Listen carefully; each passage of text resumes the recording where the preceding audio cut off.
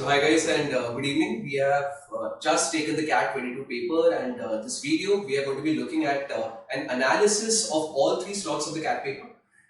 In this session we are not going to be looking at questions and solutions per se. What we are trying to do is get an overall sense of understanding as to how difficult or how easy the paper was, what would have been a good performance in each of the three slots. That is the agenda for the video. We have been fortunate that we have got 4 mentors here, and all 4 of us have been able to cover all the 3 slots. Kushal and I have taken the paper in slot 1. Ajay sir here has the second slot, and he had taken the paper in the second slot today, and Diana had the third slot, so we have covered all 3 slots. So each of us is going to be giving perspective on what was different about the paper, what was good about the paper, what was bad about the paper, what section was difficult and why, what section was easy and why. And that is what we are going to be doing by looking at each and every section separately in order in all 3 slots.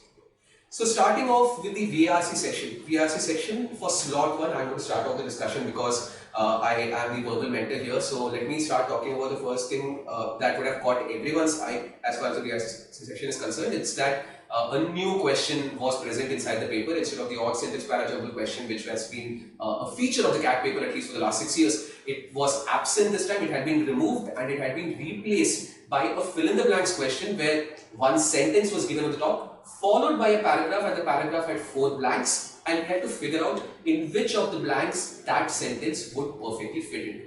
So this was an MCQ question, which means that it had a +3 -1 scoring pattern, as opposed to an all sentence parajumble is +3 and no negative marking. And although people might say that this was a surprise and this was a disadvantage for the first slot student to have come across a new question, and some people might even say that this is a worst case scenario than having an all sentence parajumble which has no negative marking, I would disagree with all of this because there are 2 basic reasons for this. Firstly, there are only 2 such questions. Second thing, as my students would know, that all sentence parajumbles is something that I call a scam inside the paper because it doesn't make any sense. In my opinion, it doesn't test any particular skill of the student. But this fill in the blanks question was logical. If you applied a bit of logic to it, reasoning to it, you can actually figure out what the correct answer is. So even though there might be negative marking, I still feel that in those 2 questions of fill in the blanks, you could assuredly score more than had those 2 questions been all sentence parajumbles questions. So that is my take on it. Also, I don't feel that it was any kind of disadvantage for the first slot takers that this question popped up in front of them, because it was pretty logical. You did not have to spend too much of time in understanding what that question was about. So I don't think that this change is going to have or should have had a huge impact on the capability of a student in scoring inside the VARC section. Now, with that particular fact out of the way, let me start talking about slot 1 reading comprehension exercises. I would say that it is a pretty standard paper. If I compare it to CAT 21 paper, I will agree that a couple of passages were of a higher reading level than any of the passages that were present inside CAT 21 paper. CAT 22 had 2 passages in slot 1. One was on critical theory, on Marx and Foucault, and how they view political theory and socialism and how technology fits into it. So that passage was definitely a tougher read. And there was one more passage on stoicism, and stoicism is one of my favorite topics to talk about. In fact, in my classroom sheets, I discuss the topic of stoicism. That was present in the sheet, but if someone is not familiar with that philosophy, they will definitely find that passage a bit difficult to read and understand. But despite that, I don't think that many curveballs were present in terms of the questions and the nature of the options that are present. If anyone has practiced enough reading comprehension exercises, they should be able to do justice to the paper. I felt that the questions were on the easier side as well, because in my slot at least, every passage had somewhat of a main idea question present inside it, which are generally easier to tackle as opposed to the other types of inference based questions. There were a couple of questions in which double negatives were asked, right? So I remember there were a couple of questions that said that which of these, if false, will contradict the author's opinion. So you had to first read the option, you had to assume it to be false, and then you had to see whether it contradicts the author's opinion or not. So those questions took time. But apart from that, the remaining questions were easy. Even specific idea questions, what is a great thing that IIM Bangalore did this year inside the VARC section is that they mentioned the entire sentence or the entire section of the paragraph from where they want us to infer something, so that the students don't have to work hard in going back to the passage and searching for, where this particular content has been picked up from. So drawing inferences and implications became easy. So I would say overall, not very different from CAT 21 paper. but difficulty level of the reading passages being slightly higher, and that is what affects students the most. For that reason, I will say slightly more tougher as far as reading comprehension is concerned inside the VRC section will be. Right, Kushal, so do you have anything to add here? I think there's nothing much to add, as I mean, you have a perspective of a trainer because you've been taking classes, so you can then talk to me and think about as if, how a student would feel. So typically my English is, reading comprehension is a place where I struggle a little bit more, and I found that the 2 passages were difficult to read. I feel that the other 2 passages were also not a cakewalk. They were not very easy to read, but they were moderate difficulty level. So if you have done a fair amount of practice in your preparation, I think 2 were moderate and 2 were tough to read. Very rightly pointed out that you don't have to search for specific sentences and the paragraph from where the question is asked. So that makes your life a lot easier. And as far as that fill in the blank question is concerned, I think I would have really enjoyed if para jumbles would have been out of way, and then you have odd para jumble, and then you have fill in the blank. Because I don't like parajumble as such as a concept, because there are multiple ways to say a particular thing. So A, B, C, D can be a right way, or C, A, D, E can be a right way. Anything can be a right way of saying how to expect one to get down to the exact one. And also 24 options, you have to get one right in that, makes it more difficult.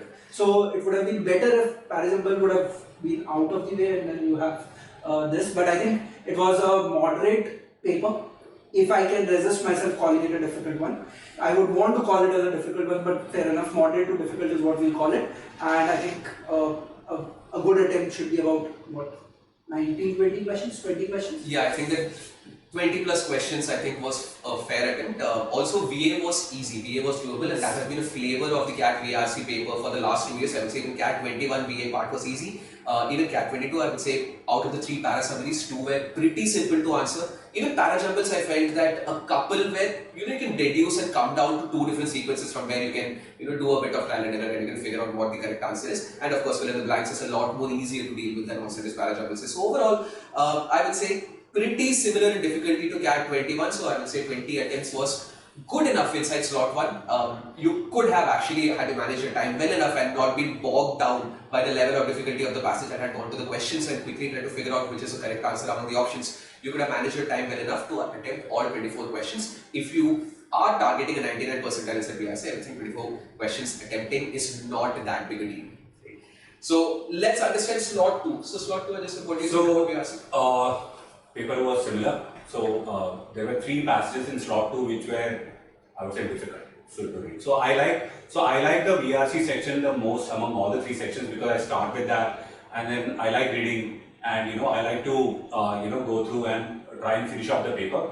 But having said that, today's paper I could not finish the paper because reading was tough and it was from topics which were quite a lot unrelated to what a person like me would read. So I had passages from musicking, I had passages from sociology, psychology, which were not very, very comfortable, topics for an engineer to deal with in general. So it was an easy read. So good thing about the whole VRC section was that although the passages were difficult, the questions weren't that difficult. So if you would have tried to spend a little bit more time trying to understand what those passages are all about, what is the author trying to say, you could then go back to the question and without even going to the passage, you can just finish off all the questions. But reading was tough, it wasn't easy, and I'm sure a lot of people would have got frustrated in the second paper reading the passages and trying to understand what's the author trying to really say. So 3 passages I would say was moderate to tough. There was a passage on octopus which was a very easy read. I'm sure all the students who did that passage would have found it easy to answer the question. So for 3 moderate to tough, 1 easy to moderate passage, I would say VRC was a tough section for me. And in the VRC section, in the VA section of the VA part of the VRC section, I did 2 of those new kind of questions, and I felt that was a very good kind of question to include in the paper. Although I always liked the odd parallel questions because I always used to get better accuracy on that. But I felt this was more logical, as Varun said, and I loved the fact that I could figure out, by looking at the question and trying to look at that statement as to where it will fit in, and it was very logical. So it was nice, pick that up. And but I would really feel what Kushal, as Kushal said, I would have wanted that to be replaced by parallel jumbles rather than yeah. So 19 plus in the second slot should be a good attempt. I feel people would have done about 20 questions if you would have prepared for this paper. So which was like 19 to 20 questions, a really good attempt. So Dana, what about slot 3? Slot 3 things similar or dissimilar? So yeah, slot 3, like see, I'm a very basic reader, but I found all the passages very interesting to read because I could relate with it. And what the author had done much better was he explained the passage with some examples. So that made it much more easier for me to grasp it much more easily. And after that, when I came to the questions also, as you said, they are clearly given from which sentence I had to go back and drag my answer. So all that was easy. And there was one more type of question wherein which of the set of keywords clearly hints back to the passage. So I found that also quite interesting. I like doing that, so that was good.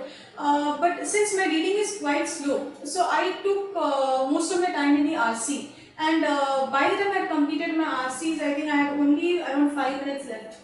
And VRC is my secondary part. So what I do is I don't take any chances. I directly went with para summary, which I know that is basically easy, and that is what I think most of the students should have done also.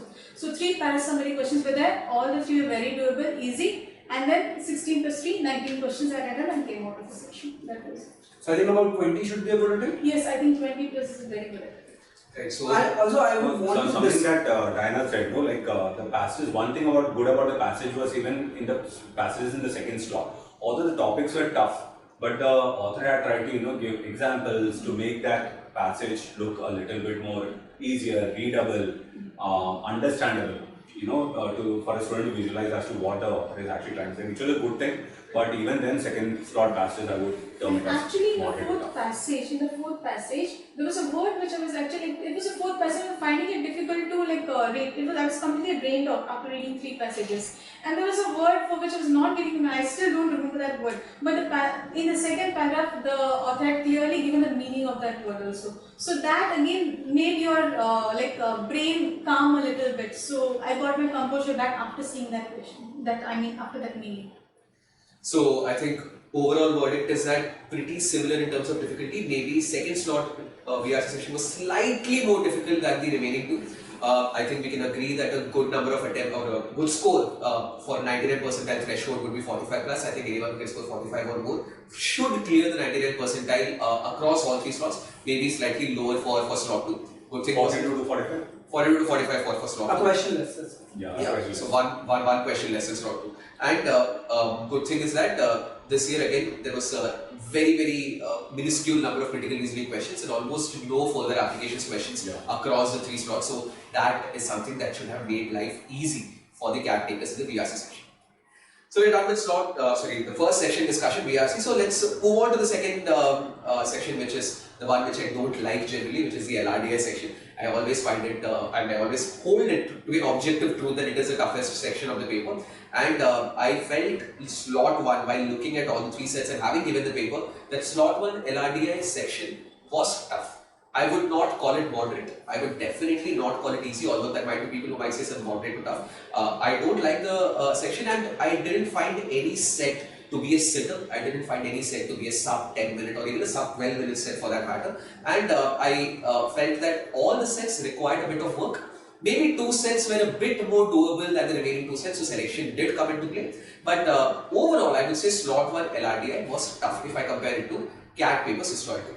Kushal, do you disagree? I don't disagree with this. I think the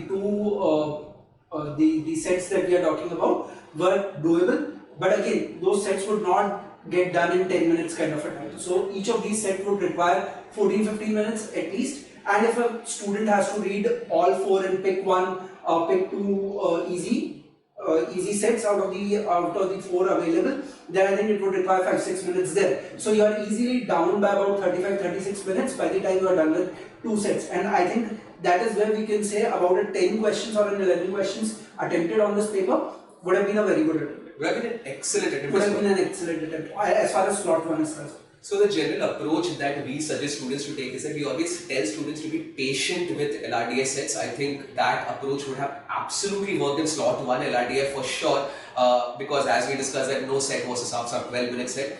So had you picked up a set, sat with it, tried to figure things out, especially had you picked up 2 of the easiest sets of the paper, then a serious student should have been able to conclude one set. In fact, I would go as far as saying that if someone has confidently concluded one set, getting all 5 questions correct, then that in itself is a decent attempt. I think that should clear the 80-85 percentile mark even, mostly speaking. And if you have been able to go to the second set and solve a couple of questions even, then you have done a really good job inside the paper.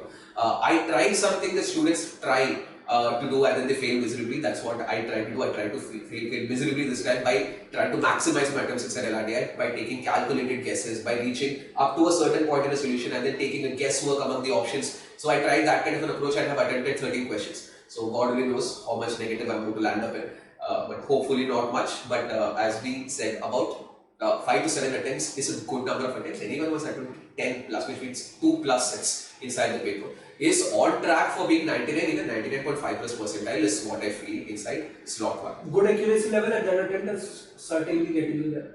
I mean, there's no doubt about it. So slot 2, so there, out of the 4 questions, one of them was DI. There was a kind of a network diagram question, and one of them distribution along with numbers, and the other one was basically a number-based data. Okay, so these were the 4. Fortunately for me, the first question that I started off with was the DI, because that was the first question in the paper. It was kind of a scatter plot, but I'll not call it exactly scatter plot, but a graphical representation where you had 3 different years put up on the same graph. And it was quite easy. I would say that was a sitter question in the paper. It would have taken somebody about 10 minutes to 12 minutes maximum to do that question. So that was one of the questions which was the easiest question of the lot. Followed by, there was the distribution with numbers question where you had a little bit of calculation involved with arithmetic to arrive at the answer. There were 2 variables which were missing in that. And that question would also have taken you about 15 minutes or so to solve all the 4 and get all. Because once you get the value of the two parameters, you would have actually solved the entire question set. So I would say by the time it's about 30-32 minutes maximum, you could be able to finish off 2 sets of questions. So I would not call this paper in the second slot as a tough paper at all. I could have called it a moderate paper, right? And where 10 attempts are possible. If you have been patient with the paper, sat through the question, done your calculations correctly, you would have got 2 sets completely correct? And you could have even started off with the third one. Now, whether you could have completed the third one or not is a different question, because the next 2 questions weren't that easy. Because one of the questions, which was a number-based LR, was having multiple possibilities in that, and it was more like a set theory kind of a question, which you'll have to look at multiple, options to it as to. So it was an FDA question, which I'm talking about, and then there was a network diagram question, which was also, kind of a moderate kind of question. So it had multiple possibilities to do. So it was not very easy, which you could have done in 10 minutes and finished off. So I would say a good person would have been able to finish off 3. A person who was prepared for LRDI would have definitely been able to do 2 sets, and a good attempt would be 2 plus sets. So which means about 10 to 12 questions is a good attempt is what I feel. Anybody who is touching 10 should be very happy with this performance. 2 sets should be very good. So that is slot 3 easy, moderate, Slot 3, same thing. LRDI is so difficult for me. So what happened was, like, when I looked into the LRs, I was completely confused as to which one to choose. So I skipped off the LRs and then I went to the final DI, and luckily that was a sitter question. That DI, it had too much of data given, and that was the advantage there. So each and every number precisely in the graph was mentioned. There were 4 bar graphs and all the numbers were precisely mentioned, and it was a decade based question. So I think going through those LRs and doing this particular question overall took me only 13 to 15 minutes. So there I got an advantage and I could try out another question.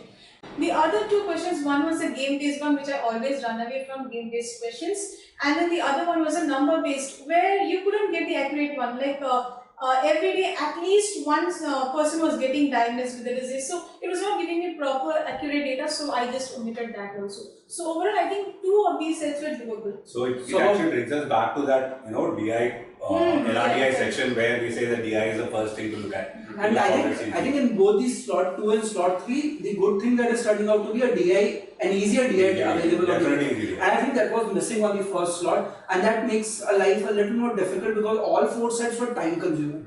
That's what I felt. But because getting into the third set, and at least you need 6-7 minutes to solve that third set, is difficult to find on that paper in the first slot, and that I think will make first slot a little more difficult in comparison. In the second slot, even the calculation in the DI was not tough because it had only 3-digit and 2-digit numbers, so which was actually easy calculation. So we cannot even call the DI as really calculation intensive, or it would have taken a person with a good calculation speed and who has that ability to capture data very fast will actually do that set in 8 to 10 minutes max. I think again we are getting down to the same point that all 3 slots across, probably first slot was slightly more difficult, so 10 will be a very good attempt. In the other 2 slots, if you can do 2 and can get into the third one, will turn out to be a very good attempt. Right, just wanted to add that of course Diana is going to gravitate away from game-based questions because she was a sincere student, whereas Kushal and I gravitated towards the game-based question because we are always wanting to play games. So both of us ended up doing that. Yeah, both of us ended up doing the goal set. Yeah, I think that the goal set was the most doable set. Adding on to that, I would say the similarity that runs through all 3 slots is that students often tend to judge the difficulty of an LRDI set at face value. Right? When you said that your DI question had 4 graphs, right? So your DI question scatter plot looks a bit different. Similarly, there are 2. Yeah.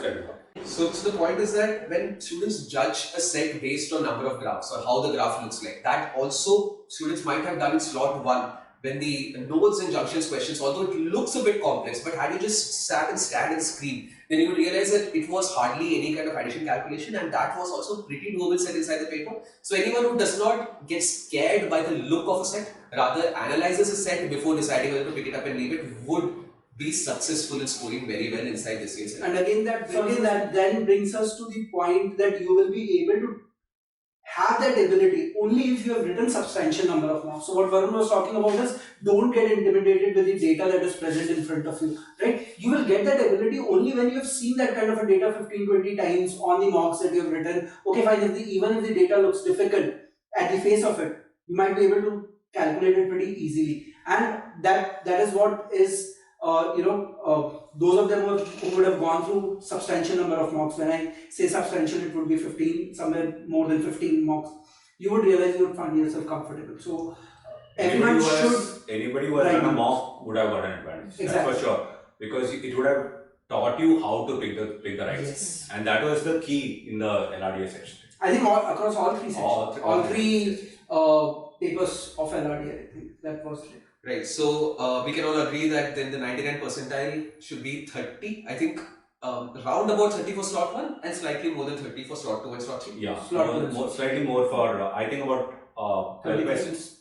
33 to 36. Okay. Yeah. Right, so we are done with the LRDI discussion. Let's venture into quant, and I will hand over it to our quant stalwarts. I will take a step back. So Kushal, slot 1 quant, what will you do? Right, I think again, as all of us are now aware that arithmetics and algebra got almost the same number of questions, and I think I like that concept rather than saying that arithmetics going to 11 and then algebra coming down to 5 and 6. That gets it more skewed towards somebody who is better at arithmetics. So I think arithmetics, algebra are almost equal in numbers. 8-9 questions from arithmetics and about 7-8 questions from algebra makes your life easier for those who would have spent equal amount of time preparing for both the things.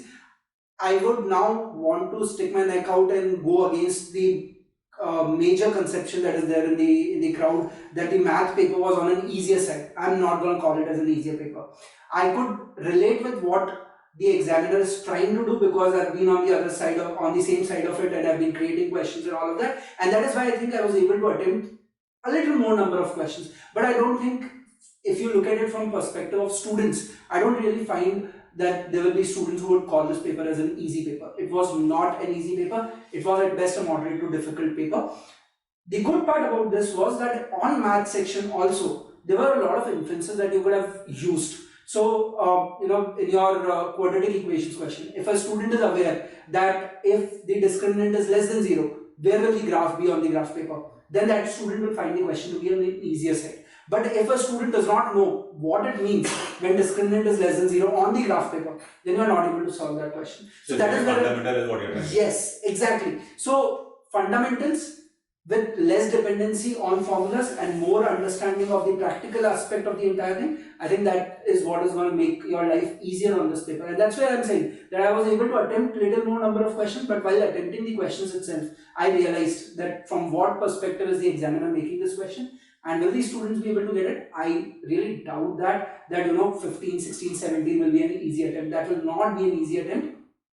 I think, to my mind, a good attempt should be somewhere in excess of 10 questions should be a good attempt with a good accuracy of about 90%. So let's say if you are attempting 11, 12 questions and you are getting something like 11 to 12 questions and you are getting about, let's say, 1 or 2 odd questions incorrect, I think that should be a good attempt. With about 10 questions correct and 1 or 2 incorrect, about 28, 29, 30, I think that should be the deal for you, at least on the first. So slot one, I completely agree with your assessment on the fact that it's a very I would say intense judgment of conceptual clarity rather than understanding theorems and formula and being able to solve blueprint questions. That is not what was tested in the paper. And specifically, the topic that I take in the classes is geometry, and I find that all 3 geometry questions were extremely doable if your basic concepts of what geometry is clear. It is not about knowing so many different theorems and formula, and that I think percolated across all the different modules of quant itself and in the paper as well. And adding to that, I would say there were sitters as well inside the paper. Yes. So again, just like LRDI, I would say that quant also was about spotting those sitters, because they are not in your face sitters. Like, it's not like you can directly apply a formula and you can get to the answer. But if you read it and if you understand what the question is asking, then you will realize that hardly any effort is required to get to the solution of those questions. So about 6-7 questions of that sort were present in slot 1 quant. So I think that if someone feels that quant is a weak part and then they went into the paper, even then they could have easily scored in excess of 20 marks had they spotted those sitters. So I would feel that this paper had questions catering to people who are slightly weaker in quant. At the same time, the peak level difficulty was pretty high, as Kushal is pointing out. I think that what he's trying to say is that getting to those 13, 14, 15 attempts is not any mean task. So you need to be really good at quant to hit that level of accuracy. So there was a part of the paper which is catered towards people who are strong for quant, but at the same time there was also a part of the paper which is catered towards the weaker section. Also, I think if you have to pick up the easy questions, you have to be good across all the modules. So it was not that arithmetics module only had easy questions. So you had some easy questions coming from geometry, like you said. So if there is anyone who has left geometry in the preparation, then I think you have left out on those 3 easy questions which are available from geometry, right? So in order to, so what is the takeaway for the students who would be preparing for the next few years is get your basics right across all the modules. Don't depend on just one module to get you the easy questions. You might be at loss when you are getting into the paper just because you are dependent on only one section, one module of the entire quant section. And that's true for second section, second slot also, right? Because arithmetic questions are less as compared to previous years. So 8 questions or so in arithmetic, about 6 in algebra. So the mix there has actually shifted towards algebra, and I always like that mix because algebra is more logical, better, easy to it judges your understanding of mathematics a little bit more as compared to just using formulas and solving arithmetic questions. So it was a beautiful paper. So 6 to 7 very easy questions spread across a lot of sections, and geometry, permutation combination, there was an easy question. There was easy question from arithmetic, easy question from APGP or functions, right? So it was spread across all sections, and if a student has prepared, he would be able to and practice reasonably well. He should be able to do about 10 questions. So it was a really moderate to tough kind of a paper. 10 questions was doable, and if a person is extremely good, he would have probably stretched it to a 13 or a max to max 14 question is what I feel. So second slot, maths, moderate, 10 plus, a good attempt. Yes. And then what was Yeah. So for me also, like there were 6 sitter problems in the paper. So and these sitter problems were 2 sitter problems from geometry, 3 from algebra, and then the remaining from arithmetic. And I also like this time the paper was shifted towards algebra on my end also. So and since this year only, I also have been more into algebra. Like I was finding the questions much more logical. I was reasoning out. So playing with the questions was fun actually there. And in the first 13 minutes, we could have finished off all the sitter problems if we have identified them properly. And most of the sitter based problems, now I think you would agree, Varun, like based on the median based questions, triangle and median based questions, permutation combination, you had questions based on the sum of the total types of combinations possible. So all these are like which we have been discussing throughout in the whole year with you guys. So those kinds of questions were there. So if you had identified those and done first 15 minutes at least that would have been done. Remaining 25 minutes then you could have spread out trying to figure out which is the moderate questions and all. So I found, see, as a mentor, I found that the sitter plus moderate questions, the total of 14 questions that were there. The remaining questions obviously had a little more of effort. When I say it is moderate means, it did not require me to write more than 2 to 3 steps also. Sitter based problems, you could calculate those in your mind itself, okay, and the moderate problems, you had to get the logic a little bit and then 2 to 3 steps you would have got the answer. But again, I didn't go deeper into the difficult based questions, the time, speed and distance based questions and all. I did not go too much because I didn't have time for it also. So I tried to like check as to how many sitters were there, how many moderate, and try to completely like get hold of only those questions. So time, speed and distance questions were there which were doable, but yeah, they took a little bit of longer time. So I think those could have been a little bit omitted. Whereas the 2 time and work questions that were there in the paper, one was proportionality based and the other LCM based, both were easy based questions. So those all could have been attempted. I think again we are looking at a good thing, and I think that should not have come as a surprise. If you in the previous year's papers also put together your arithmetics and algebra, you are getting 14-15 questions. This year also you are getting same 14-15 questions. So anyone who has spread the preparation well and have done arithmetics and algebra, I think they would have liked the paper, they would have enjoyed the paper a little bit more. So Kushal, your prediction for 99%? I think 99% as far as slot 1 is concerned, I think about 11-12 questions should be a 99%. I'm taking it a little bit more because there is a pressure around and everyone is calling the paper to give an easier side. So I'm falling for it and saying 33 to 36. But I think 33 as a raw score should be a good score on the slot 1 and is in contention for 99%. 33 to 36. Same, okay. So which means Bangalore has done a really good job of uniformly spreading the difficulty level of the quant sections across the 3 sections. So 11 to 12 questions is a really good number of attempts. Right, so I think we are done with all the 3 sections to talk about. But before concluding, I also want to talk about the general feel of the paper and what IIM Bangalore wanted to do, and of course you guys can add to it.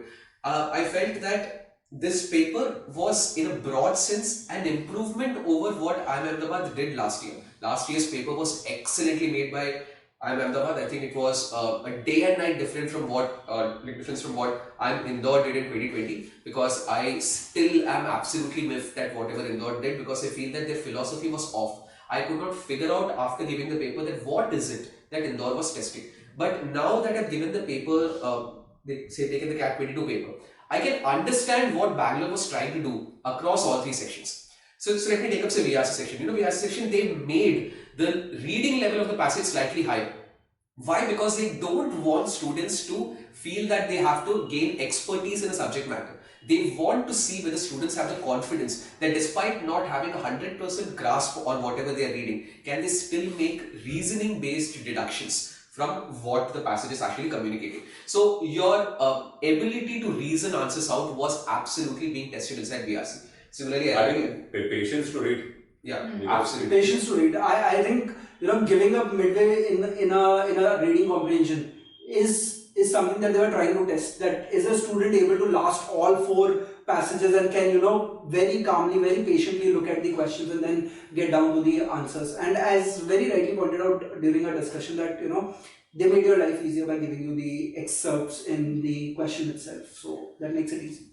And introducing the fill in the blanks question also, I think, although as has been pointed out by Kushal and Ajay, the para is absolutely despised, right? But I would still say that it is a step in the right direction. Yeah. That Yes. they have done away with also this para which means that they realize that there is something which is lacking in the thing that they're demanding from a student when they're asking the students to solve also this para. So I think that's a very, very prudent sense of understanding, that they sat down and they thought that this question does not make sense. Let me put in something which has a more logical basis to it. So I feel that that was good about VARC, and I can understand the philosophy clearly.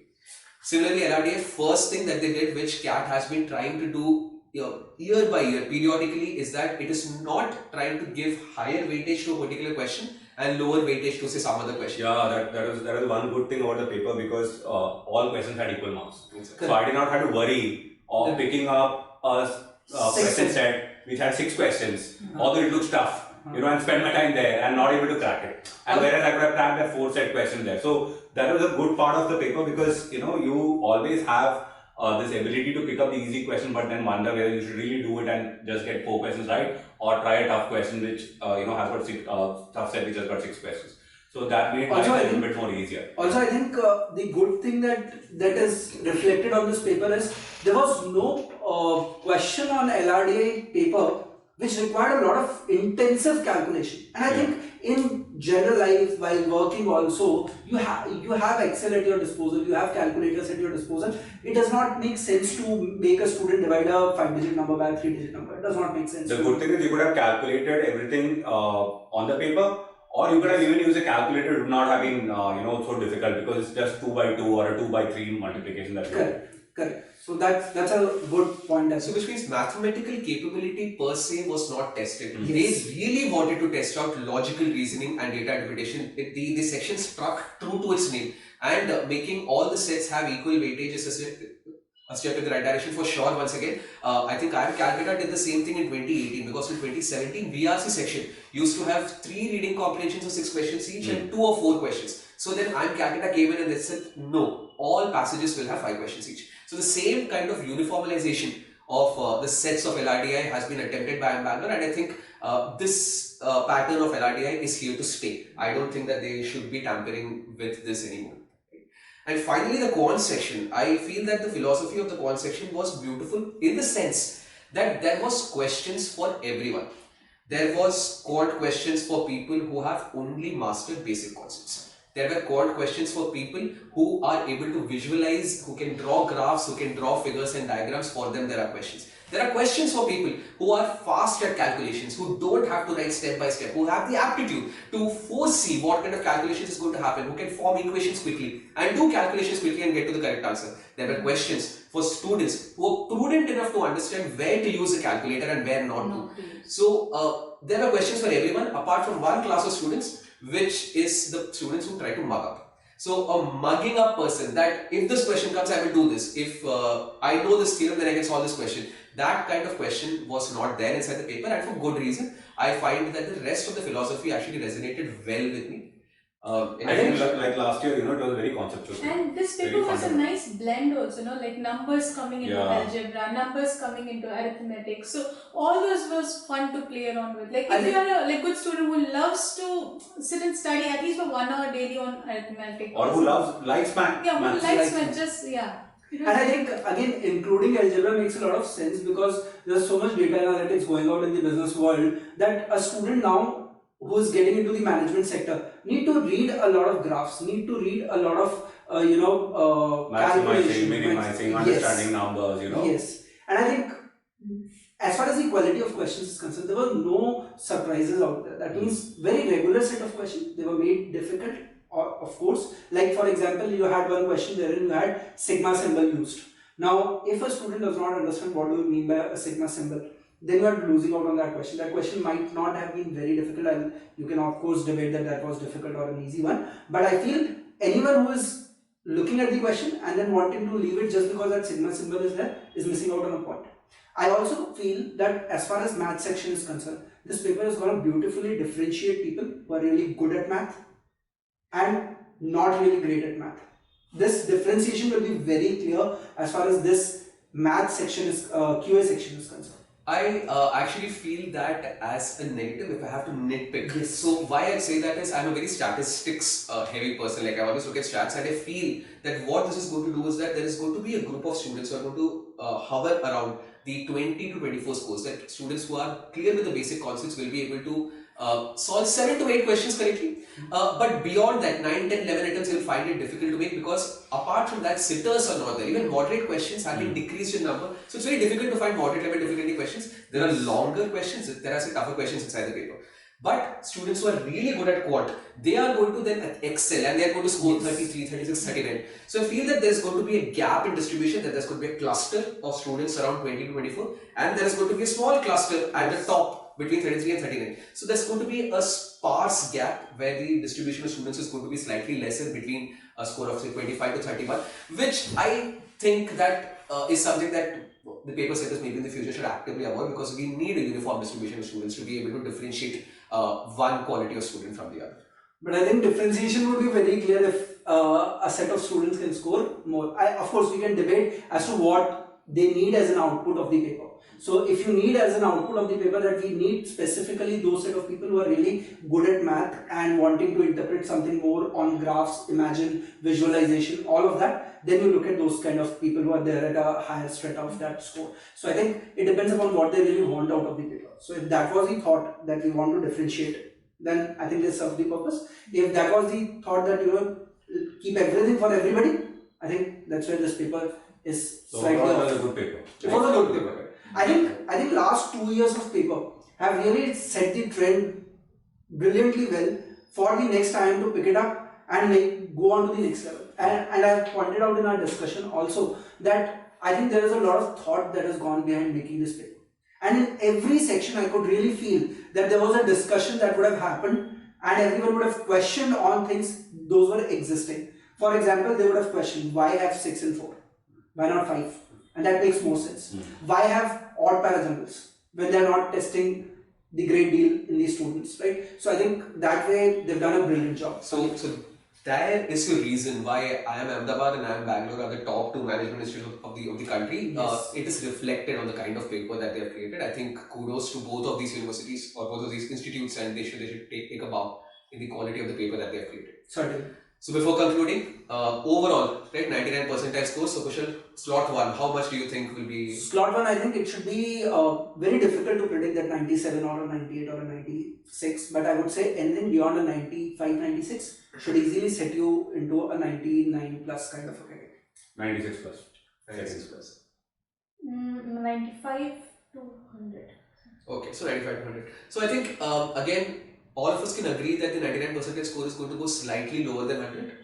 I feel that slot 1, it is going to be slightly lesser. The 99 percentile score is going to be slightly lesser, purely because of the LRDI section being a bit more tougher. But otherwise, I don't think there's going to be a gap of more than 1 question between slot 1, slot 2 and slot 3. 99 percentile scores. So last year 99 percentile went at about a score of 97, 98. 97. This year again I feel that maybe 1 or 2 marks lesser probably, and maybe say 2 or 3 marks lesser for slot 1.